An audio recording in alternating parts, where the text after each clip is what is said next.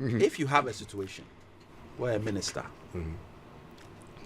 fails to go for parliamentary approval, fails to have cabinet approval, fails to have Attorney General's advice, and goes and orders vaccines and pays for them, and they are not even fit for purpose because they are supposed to come, and makes admissions in a parliamentary inquiry, and he's left to stay at post, and the president laughs it off at the Deba.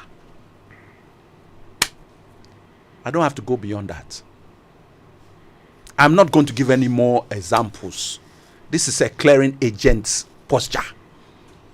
Because there is no way, you couldn't even tell the person, you couldn't even stand him down and say you can no longer be Minister of Health.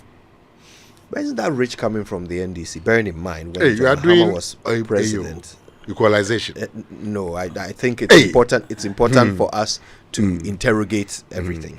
Bearing in mind when John Mahama was president, somebody was implicated by a commission in this whole what's it called the cash thing at the Olympics.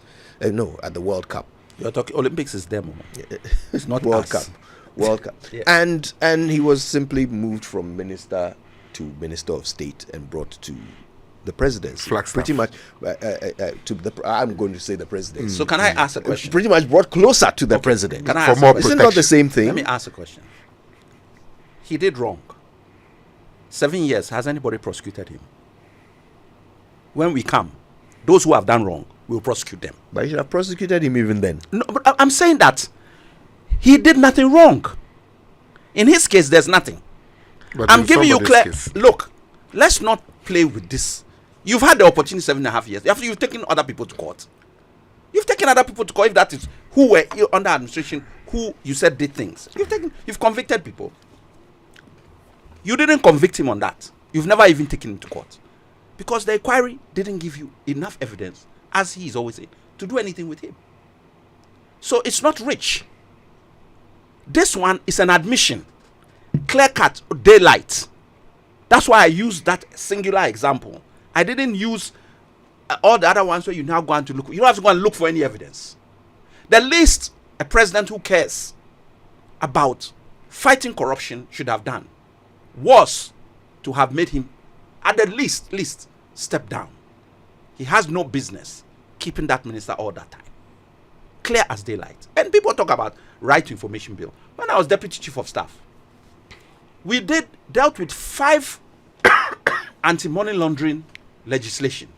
We amended 3 and created 2 new laws to deal with corruption.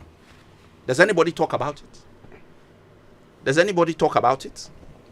No one talks about the legislation we passed in our time. You passed one legislation, right to information bill, simply because of the length of time it took. We were able to do this in 6 months with the cooperation of both sides of the House and Parliament, and we passed it. So let's not give the impression that passing right to information bill just because of the length of time is something that is so magnificent when it has an effect on administration, everything, including corruption. But anti-money laundering laws are directly looking at corruption and the way people. So we have statutes on our books that we can show that we did under an NDC government. Then you come to the Office of the Special Prosecutor Bill.